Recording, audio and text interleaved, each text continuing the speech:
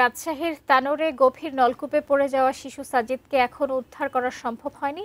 তাকে উদ্ধারে কাজ করছেন ফায়ার সার্ভিসের কর্মীরা। ঘটনাস্থল থেকে সবশেষ খবর জানাচ্ছেন প্রতিনিধি বুলবুল হাবিব। হাবিব, আপনার মাধ্যমে এই মুহূর্তের আপডেটটা জানতে চাচ্ছি যে উদ্ধার কর্মীরা কি বলছেন, কোনো আশার আলো দেখতে পাচ্ছেন কিনা জানাবেন। কার্যক্রম শেষ হয়নি কারণ প্রথম দিকে ফায়ার সার্ভিসের কর্মীরা আসলে সিদ্ধান্ত নিয়েছিলেন যেহেতু শিশুটিকে অক্ষত অবস্থায় উদ্ধার করতে চান তারা, সে কারণে আসলে যে গর্তে গভীর নলকূপের যে গর্তে পড়েছিল শিশুটি, তার আসলে চওড়া ছিল হচ্ছে মাত্র ৮ ইঞ্চি, ফলে সেই গর্ত দিয়ে শিশুকে বের করা সম্ভব না। এজন্য পাশে ৩৫ ফিট গভীর তারা আসলে এক্সকাভেটর দিয়ে সারা রাত ধরে খনন করেছে, গর্ত তৈরি করেছে।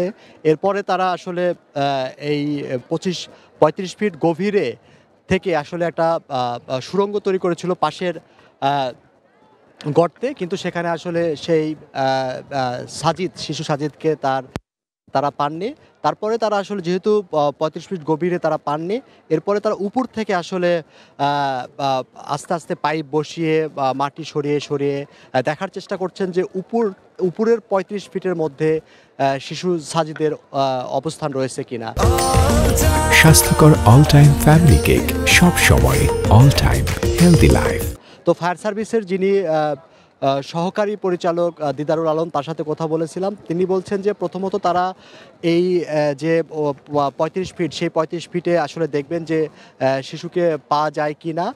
যদি না পাওয়া যায় এরপরে তারা আসলে এরপর এই গর্ত মানে গভীর নলকূপের যে গর্ত তার পাশে আর খনন কার্যক্রম তারা চালাবেন না। সরাসরি এই ৩৫ ফিট নিচে তারা তাদের যে ব্যবস্থা রয়েছে সেই ব্যবস্থা অনুযায়ী তারা তাদের এই ৩৫ ফিট গভীর নলকূপের ভেতরে তারা আরও নিচে দেখার চেষ্টা করবেন।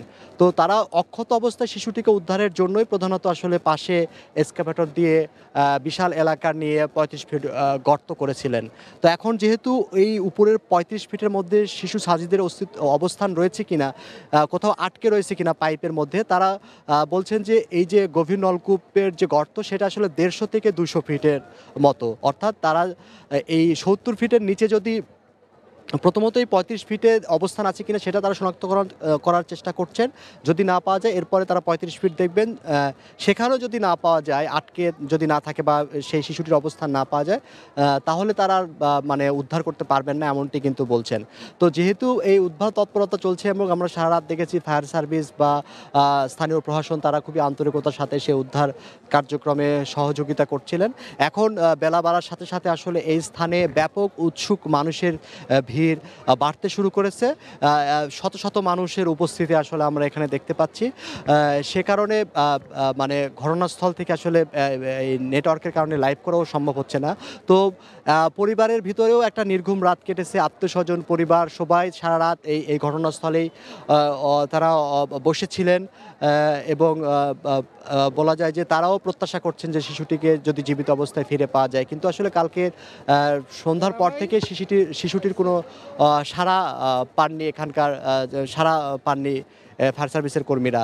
তো এখন আসলে দেখার বিষয় যে কি পরিস্থিতিতে শিশুটিকে অবস্থায় রয়েছে এবং কোন প্রক্রিয়া উদ্ধার কার্যক্রম হবে সেটা এখনও বলা সম্ভব হচ্ছে না, যেহেতু ফায়ার সার্ভিসের কর্মীরা তারা তাদের কাজ এখন পর্যন্ত চালিয়ে যাচ্ছেন। তো এই ছিল এখান থেকে শাকিলা, যে উদ্ধার কার্যক্রম চলছে তার খবর।